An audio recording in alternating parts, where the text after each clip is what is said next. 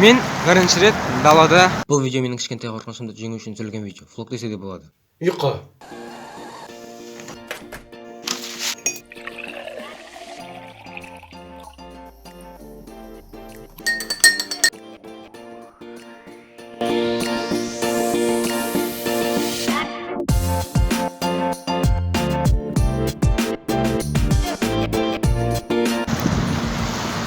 Біз адам болғасын барлығымыз ұйқыны жақсы көреміз. Және де ең жақсы ұйқы ол 7 сағат пен 8 сағаттың арасындағы ұйқы.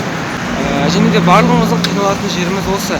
Таңертең ерте тұрғанда, немесе жұмысқа, немесе сабаққа барған кезде барлығымыздың қиналатын жеріміз таңертең ерте тұру. Будильникті қайта қойып, таңертең ерте тұра алмау. Мысалы мен бүгін 8:30-да тұрдым. Негізі күнделікті 7-де тұрып жүрген едім. Негізі әртүрлі таңертең тұрудың, будильникті 10 рет шырылдатпаудың әртүрлі способтары бар. Бірақ та менің сіздерге бір способты айтқым келіп отыр.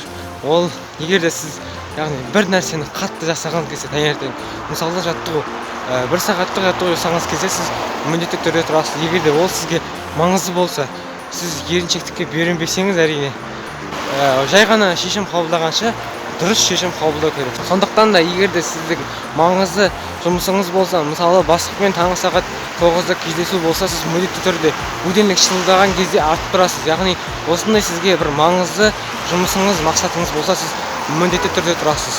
Бірақ та біз адам болғасын күнделікті 5-те немесе 6-да тұра алмаймыз. Мүмкін 7-де, мүмкін 8-де, мүмкін 10-да немесе 12-де. Осылай. Бірақ та ерте тұрудың пайдасы көп. Ал екінші тақырып, ол видеоның атынан көрген шығарсыздар. Мен бірінші рет далада видео түсірдім. Бірақ та көптеген видеоларымнан көрген болсаңыздар, мен далада тұрдым. Бірақ та адамдардың көзінше түсіруге ұялатынмын. Бірақ та қазір далада адам жоқ сияқты. Бірақ сонда да мен осы қорқынышымды жеңу үшін далада видео түсіріп жүрмін. Және де акиматта, яғни Ақтөбе қаласының дәл ортасында түсіріп тұрмын.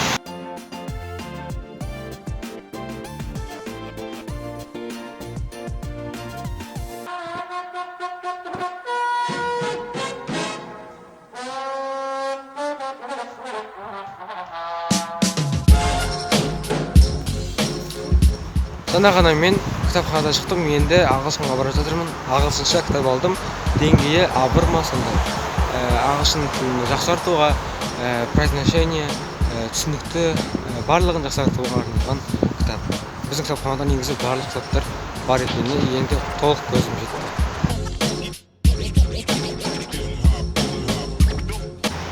Мен топтан түрлі әдістерді көрдім, және де ең маған ұнағаны жай ғана жаса. Мысалы, сен далада кетіп бара жатсың, және де бір адамды көрдің, қолында камерасы бар, сөйлеп бара жатыр. Сенің ойың қандай? Мүмкін саған видеоблог егін болса, сен қандай видео тұрып жатыр, не істеп жатыр деген ойда боласың. Ал егер де сен негативный адам болсаң, тағы да блогерлер жақсы түсіруге болмайды, тесіліп қарап тұрады, тағы да басқа жағдайлар болуы мүмкін. Енді қазірдің өзінде мен ұяламын, бірақ та осы қорқынышымды жеңу үшін видео түсіріп жүрмін.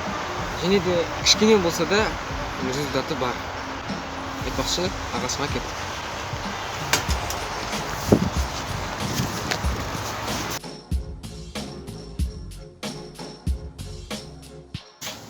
Осы жерде Уоррен Баффеттің видеосын түсірдім.